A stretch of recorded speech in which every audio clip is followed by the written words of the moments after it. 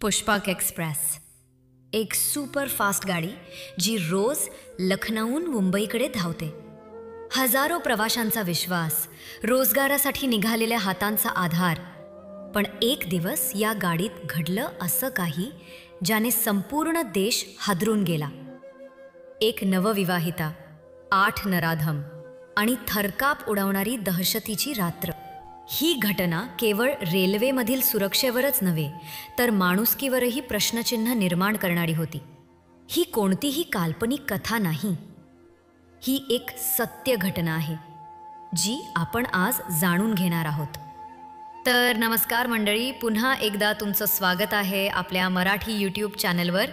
लखनौहून मुंबईला जाणारी पुष्पक एक्सप्रेस ही गाडी रोजच्या प्रमाणे आपल्या वेळेनुसार निघाली होती. लखनौ, जौनपूर यांसारख्या उत्तर प्रदेशातील भागातून लोक मोठ्या प्रमाणावर कामासाठी, रोजीरोटीसाठी मुंबईकडे जात असतात. ही ट्रेन त्यांच्या जगण्याचा आधार असते. इगतपुरी स्थानकावर थांबलेल्या या गाडीत प्रवासी खाण्यापिण्याच्या वस्तू घेत होते, कोणी चहा घेत होता, कोणी वडापाव आणि काही जण कोचिंग शोधत होते. अशाच वेळी 8 अनोळखी व्यक्ती अटॅची आणि बॅग घेऊन D2 डब्यात चढल्या. कुणाला संशयही आला नाही, कारण ते सर्वजण सामान्य प्रवाशांसारखेच दिसत होते. ट्रेन सुरू झाल्यावर काही वेळातच त्यांनी बॅगमधून चाकू, पिस्तूलं काढली आणि डब्यातील प्रवाशांना धमकावत लूट सुरू केली. प्रवाशांकडून सुमारे 1 लाख रुपयांचं दागदागिने, मोबाईल्स, पैसे आणि अन्य मौल्यवान वस्तू त्यांनी लुटल्या. गाडीत फक्त 16 ते 17 प्रवासी शिल्लक होते, कारण जसजशी ट्रेन मुंबईकडे पुढे जात होती तसतसे प्रवासी उतरले होते. प्रत्येक प्रवाशाच्या आसपास एक गुन्हेगार उभा होता, त्यामुळे कोणीही आवाज उठवू शकत नव्हतं. त्याच डब्यात एक 20 वर्षांची नवविवाहित महिला तिच्या नवऱ्यासोबत बसली होती. गुन्हेगारांपैकी एकाची तिच्यावर वाईट नजर गेली आणि त्याने अश्लील इशारे सुरू केले.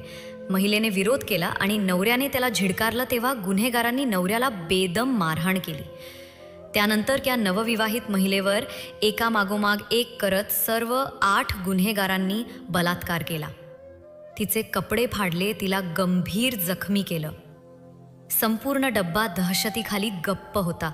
कोणीच विरोध करू शकत नव्हतं, कारण सर्वांचे मोबाईल काढून घेण्यात आले होते. चेन ओढण्याची हिंमत कुणात नव्हती आणि जो काही जरा उठेल त्याला मारहाण केली जात होती. गुन्हेगार कसारा स्थानकाची वाट पाहत होते, कारण तिथे ट्रेन थांबते आणि ते तिथून उतरून पळून जाणार होते. पण त्या क्षणी एका प्रवाशाने धाडस दाखवलं. त्याने आपल्या शरीरात उरलेला थोडासा त्राण एकवटून GRP जवानाकडे इशारा केला. GRP जवान लगेच सतर्क झाला आणि काही क्षणातच 10 ते 12 जवान ट्रेनमध्ये घुसले. त्यावेळी 4 गुन्हेगार पकडले गेले आणि 4 जण अंधारात पळून गेले. जखमी महिला आणि तिच्या पतीला तातडीने हॉस्पिटलमध्ये दाखल करण्यात आलं. अटक केलेल्या आरोपींनी चौकशीत पळून गेलेल्या गुन्हेगारांची माहिती दिली. पोलिसांनी त्वरित FIR कल्याण स्थानकात दाखल केला. GRP, RPF, स्थानिक पोलीस आणि STFने मिळून तपास सुरू केला. ही घटना 2021 साली घडली होती, पण अजूनही ती ऐकणाऱ्याच्या काळजाचा ठाव घेते. पुष्पक एक्सप्रेस सारख्या हजारो लोकांच्या रोजच्या प्रवासातील ट्रेनमध्ये इतकी भयावह घटना घडणे हे संपूर्ण देशाला हादरवून गेलं. प्रवाशांचा, विशेषतः महिलांचा रेल्वेवरील विश्वास डळमळीत झाला. त्यानंतर रेल्वेने सुरक्षा व्यवस्था अधिक कडक केली. GRP आणि RPF अधिक अलर्ट ठेवण्यात आले. मित्रांनो, ही घटना आपल्याला शिकवून जाते की संकट कितीही मोठं असलं तरी धाडस केल्यास अन्यायाविरुद्ध लढता येतं.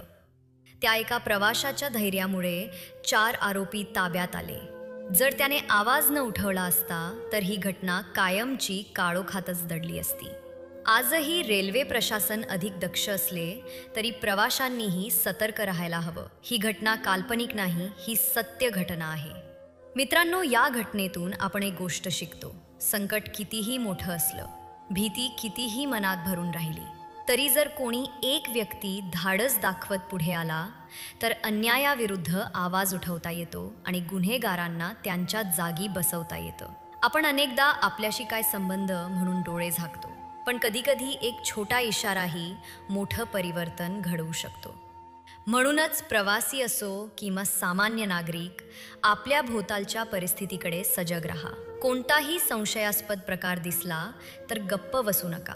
आपल्या एकट्याच्या कृतीमुळे कधीकधी एखाद्याचं संपूर्ण आयुष्य वाचू शकतं. आणि म्हणूनच सजग रहा, सुरक्षित रहा, कारण गुन्हेगारी कधीही झोपत नाही. पुन्हा भेटू पुढच्या भागात. तोपर्यंत नमस्कार.